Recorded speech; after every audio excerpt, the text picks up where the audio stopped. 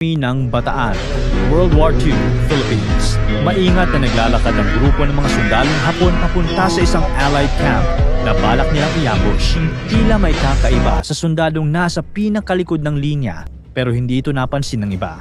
Nang malapit na sila sa target, bigla na lang natisod ang kakaibang sundalo at may inabot ito sa sundalong nasa harap niya. Nang tinignan ito ng sundalong nasa harap, nagulat siya. Bomba! Nagkagulo na ang mga Hapon at nalaman na ng Allied soldiers ang kanilang pwesto kaya pinaputukan sila ng mga ito hanggang maubos sila. Teka, anong nangyari? Simple lang, na-infiltrate ang grupo ng mga Hapon ni Arthur Wehrmuth, ang ghost at one-man army ng Bataan. Si Arthur William Wehrmuth Jr. ay isang US Army na dating football star ng South Dakota at anak ng isang war veteran sa World War I. 9 na oras lamang pagkatapos bombahin ng mga Hapon ng Pearl Harbor, agad na sumugod ang Japanese Navy sa Pilipinas kung saan naka-assign si Wehrmuth.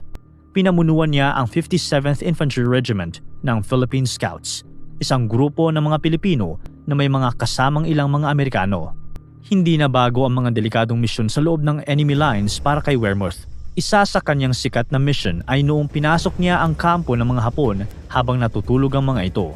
Ilang oras din siyang gumapang sa lupa upang marating niya ang kampo nang hindi nakikita ng mga kalaban, lalo na ng mga snipers na nagtatago sa paligid. Nang dumating siya sa kampo, nakita niya ang isang mataas na ridge kung saan kitang-kita ang buong grupo ng mga Hapon. Agad siyang gumapang papunta doon hanggang maakyat na niya ito. Sa kanyang bagong pwesto, binunot niya ang kanyang Thomas submachine gun at agad na pinaputukan ang mga kalaban. Marami ang natumba sa ambush ni Wehrmuth. Sa sobrang galing at asinta niya, inakala ng mga Hapon na inambush sila ng isang grupo ng mga Allied soldiers. Pero ang hindi nila alam, isang tao lang pala ang umaatake sa kanila. Dito nakilala si Wehrmuth bilang ang one-man army ng Bataan.